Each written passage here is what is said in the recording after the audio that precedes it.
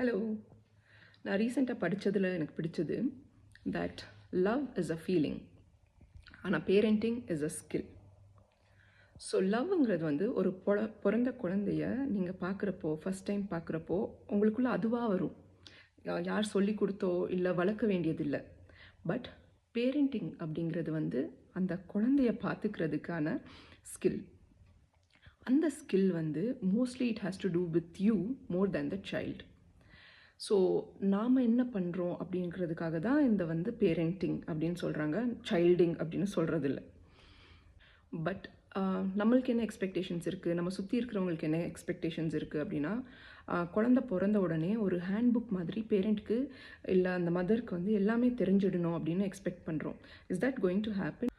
இந்த மிஸ்இன்ஃபர்மேஷன் இல்லை அறியாமையினால் என்ன ஆகுது அப்படின்னா, ஒரு இன்ஸ்டாகிராம்லேயோ இல்லை எதுலேயோ ஒரு பேரண்டிங் பேஜோ இல்லை இன்ஃப்ளூயன்சரை பற்றி பார்க்குறப்ப நாம் வந்து நம்ம தேவையில்லாத ப்ரெஷர் நம்ம மேலே போட்டுக்கிறோம். அந்த இன்ஃப்ளூயன்சருக்கு பேரண்டிங் சூப்பராக வருதே, நமக்கு வர மாட்டேங்குதே அப்படின்னு ஒரு இன்ஃபீரியாரிட்டி காம்ப்ளெக்ஸ் வந்துடுது. அண்ட் தட் காம்ப்ளெக்ஸை வந்து நம்ம சில்ட்ரன் மேலே தான் இருக்கிறோம். We take it out on them. This could be in the form of anger. ஒரு சின்ன இது பண்ணாலும் எனக்கு மட்டும் ஏன் இப்படி நடக்குது, என் குழந்தை மட்டும் ஏன் இப்படி பண்ணுது அப்படின்னு நம்ம வந்து அதை ரொம்ப we take it very personally. So the point of this reel is to let you know, and also a reminder for me that parenting ஒரு ஸ்கில், அதை நம்ம கற்றுக்கலாம். அண்ட் ஒரு ஸ்கில்லை வந்து நம்ம யூஸ் பண்ண தான் அதில் வந்து நம்ம பெட்டராகவும் அது மெருகேறும். இவங்க எதுக்கு வந்து ஒரு கடையோட பேஜில் இந்த மாதிரி பேரண்டிங் டாபிக்ஸ்லாம் பேசுகிறாங்க அப்படின்னு நீங்கள் யோசிக்கலாம்.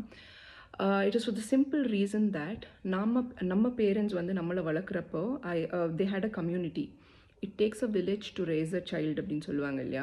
அந்த கம்யூனிட்டி இருந்தது அவங்களுக்கு பக்கத்தில். பாட்டி, தாத்தா, அத்தை, மாமா எல்லோரும் இருந்தாங்க. இப்போது மோஸ்ட் ஆஃப் அஸ் நிறைய பேர் வந்து இப்போது நியூக்ளியர் ஃபேமிலிஸில் தான் குழந்தைங்களை வளர்க்குறோம். அப்படிங்கிறப்ப நமக்கு அந்த கம்யூனிட்டி இல்லை. அண்ட் பேசுகிறதுக்கும் ஷேர் பண்ணுறதுக்கும் யாரும் இல்லை.